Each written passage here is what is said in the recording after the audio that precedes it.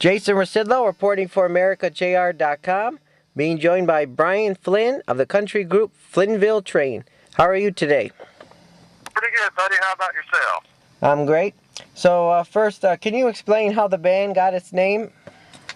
Well, obviously, two brothers in the band. Last name is Flynn.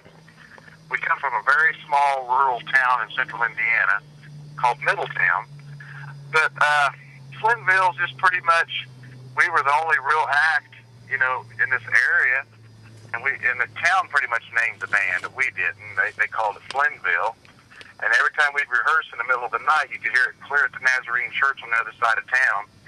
They said, it sounds like the train's coming through town again. So that's where the Flynnville Train actually comes from. We really didn't name the band. Our friends and people have been following us over the last, 15, 20 years, or most of me and my brother's life, they're the one that's named the band. So that's where Flynnville Train comes from.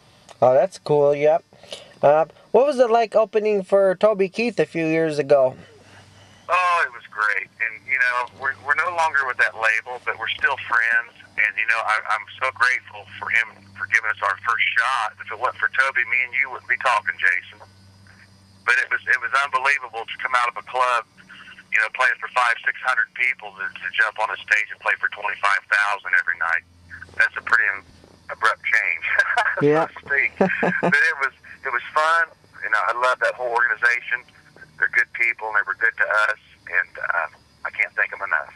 All right, very good. So your latest single is Preachin to the Choir. What's the story behind that song? Well, that song really speaks about what's going on in the world today, Jason.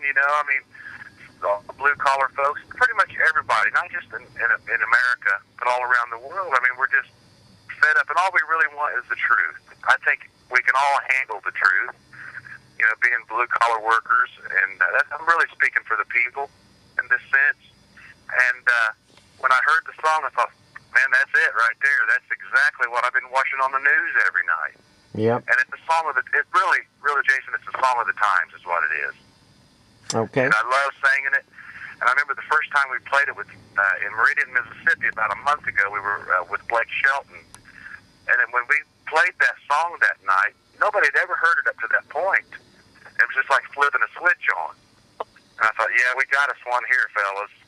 And that's how it's been going for us. Everybody really relates to the song real well. And it just talks about, sending our soldiers over. And you work every day for your paycheck. And you're eating your paycheck up in gas just to get back and forth to work. I hear those stories all around the country. And what a great song. And what truth there is. It's a great truth. And I love singing it. All right. Now, can you give me some highlights of the new record called Redemption? Yeah, we wrote a lot of songs on this album. And everybody says, why did you call the album Redemption? Well, you always think, every artist thinks, boy, there's just no way I can put out an album as good as the first one. That's always, your first album, you got your whole life to write those songs. Yep. The second album is always the toughest. And I remember my brother saying one night when we was in rehearsal, said, man, I don't know if we can top that first record.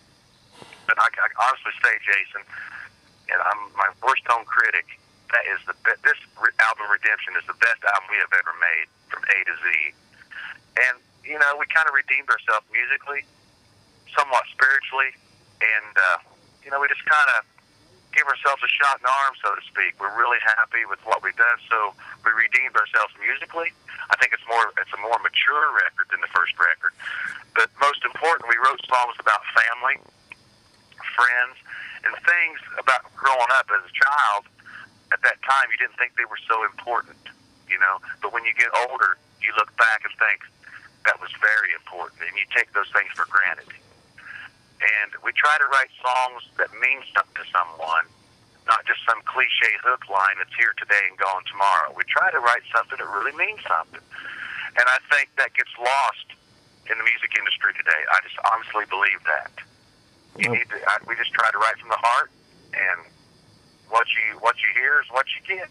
Okay. And the album's really personal. I wrote about my father that passed away shortly before the time we jumped on that bus with Toby Keith, and we really didn't have a chance to really mourn over him until we got home. that's when it really hit us.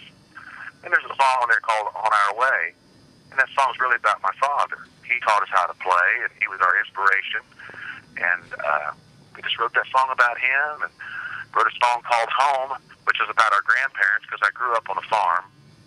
And just, playing in the fields and playing in the barn and just growing up and learning how to live right, And there's a lot of songs on there like that. I think if you listen from 1 to 11, you get it. But, well, like I said, I'm very, very happy with this album. And my brother said, I know what we're going to call this record. I said, what's that? He said, we're going to call it Redemption.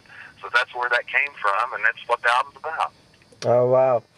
Copyright 2010, AmericaJR.com, Detroit, Michigan, USA.